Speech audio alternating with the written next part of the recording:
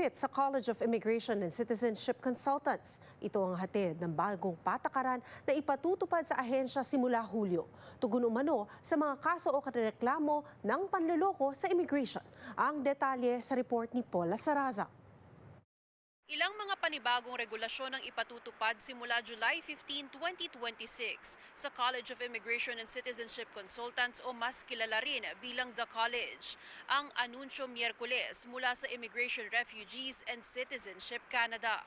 Yun yung idea nito. Bibigyan ng IPIN yung college, bibigyan sila ng specific powers, bibigyan sila ng compensatory powers and investigatory powers. Layunin nitong siguruhing mas natututukan ang serbisyong ibinibigay ng consultants na rehistrado o lisensyado ng The College at maiwasan ang mga kaso o insidente ng panloloko.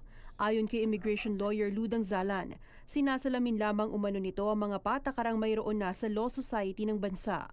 Kabilang sa mga nakaambang reforma, mas detalyadong public online directory ng mga consultant, bagamat di pa kumpirmado kung ano ang aasahang magiging itsura nito sa website ng ahensya. Yung pinaka-importante na detalye na meron sa mga law society directories na sana magpakita sa College of Consultants is yung discipline history ng isang individual.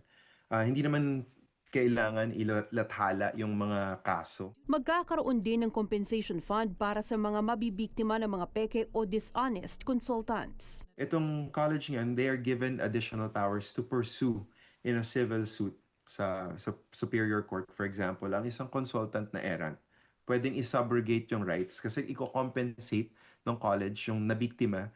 Tapos kung ano man yung kinompensate, halimbawa ikaw, Paula, kinompensate ng $200,000, yung college pwede nilang habulin yung errant consultant for $200,000.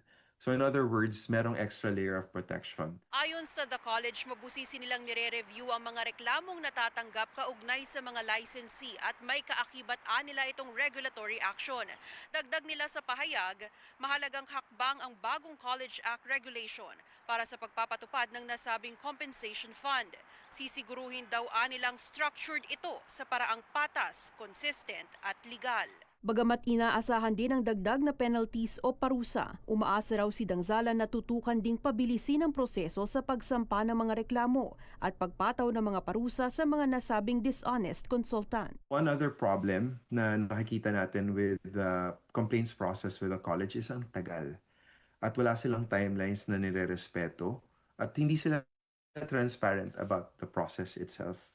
So may konting information on their website how to do it, but beyond that, it's a black box. So parang ang impression is nagkakaaregluhan or nagkakaayusan behind the scenes. Batay sa 2025 annual report ng The College, sa loob ng mahigit 1,000 mga reklamong natanggap, nasa 15 ang napatunayang seryoso at nagresulta sa disciplinary action, gaya ng pagkasuspinde at revocation ng lisensya ng consultant. Paula Saraza, Omni News, Toronto.